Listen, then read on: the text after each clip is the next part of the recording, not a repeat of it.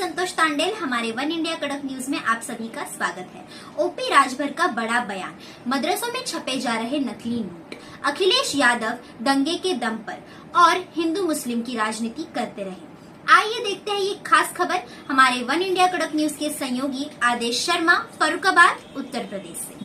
फर्रुखाबाद से आ रही है बड़ी खबर। आइए देखते हैं ये रिपोर्ट हमारे वन इंडिया कड़क न्यूज़ के सहयोगी आदेश शर्मा जी से, फर्रुखाबाद, उत्तर प्रदेश से। ओपी राजभर का बड़ा बयान, मदरसों में छापे जा रहे नकली नोट, अखिलेश यादव दंगे के दम पर और हिंदू मुस्लिम की राजनीति करते हैं।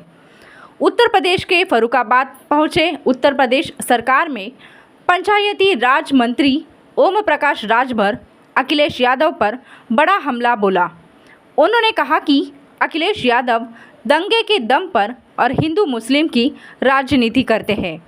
कैबिनेट मंत्री ओपी राजभर ने कहा कि पंचायती राज व अल्पसंख्यक कल्याण एवं वक्फ बोर्ड के विभाग की सुरक्षा समीक्षा बैठक करेंगे।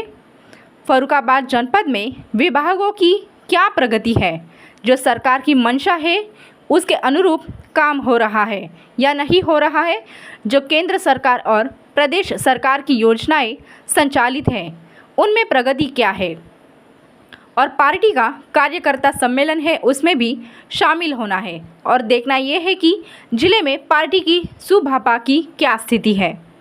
देश की राजनीति में मची उथल पुथल को लेकर किए गए सवाल पर ओपी राजभर ने कहा कि चुनाव हमेशा हुए हैं और होते रहेंगे। वही इस उपचुनाव से न सरकार को गिरना है और न किसी को सरकार बनाना है। उपचुनाव में सीटें न मिलने के सवाल पर कहा कि हमको चुनाव लड़ना नहीं है, हम 100% गठबंधन से संतुष्ट हैं। वायनाड में प्रियंका गांधी वार्डा के चुनाव पर बोले ओपी राजभर, वह जिसको चाहे उसको लड़ाए, जनता हमेशा सत्ता को वोट देना चाहती है, क्योंकि विपक्ष जीतने के बाद भी हमेशा यही रोना है कि हमारी सरकार नहीं, हम क्या विकास करें। जनता और विपक्ष भी जानता है कि ज़्यादातर सीटें सत्ता पक्ष जीतता है।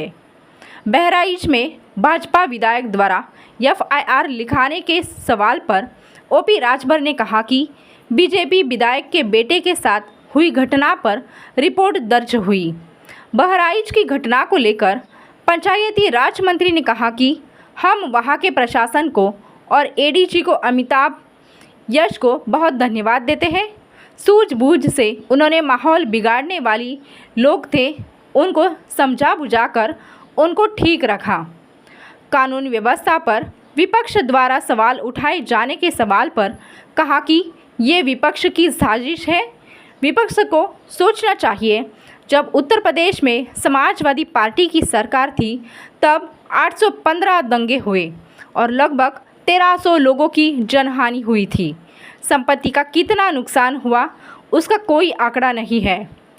बसपा की सरकार में 600 दंगे हुए और लगभग 1200 लोगों की जनहानि हुई, और कांग्रेस को तो रिकॉर्ड बनाने वाली पार्टी है। सर पे हैं, कुछ प्रदेश की राजनीतिक स्थिति के बारे में कहना चाहेंगे?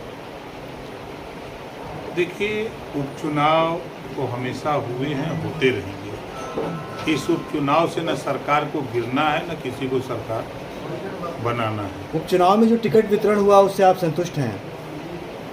100% संतुष्ट हैं। हमको लड़ना नहीं, हमारी पार्टी को टिकट लेना ही नहीं है, तो हम कहीं को नाराज होंगे। वायनाड एक सीट बहुत प्रभावशाली मानी जा रही है, प्रियंका गांधी को लड़ाने की बात की जा रही है। क्या लग रहा है, क्या समीकरण बैठ रहा है? तो कांग्रेस का विषय है, कांग्रेस जिसको चाहे उसको लड़ावे। नहीं, आप समर्थन में भाजपा के हैं, तो क्या वहाँ पे समीकरण बन रहा है? कांग्रेस जिस तरीके से राहुल के बाद अब प्रियंका को उतारने की कोशिश कर रही है। देखिए,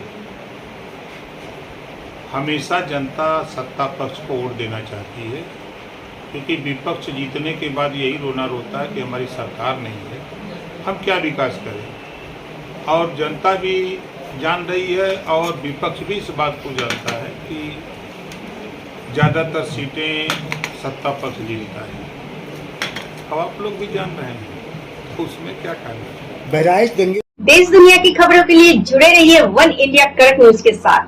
धन्यवाद।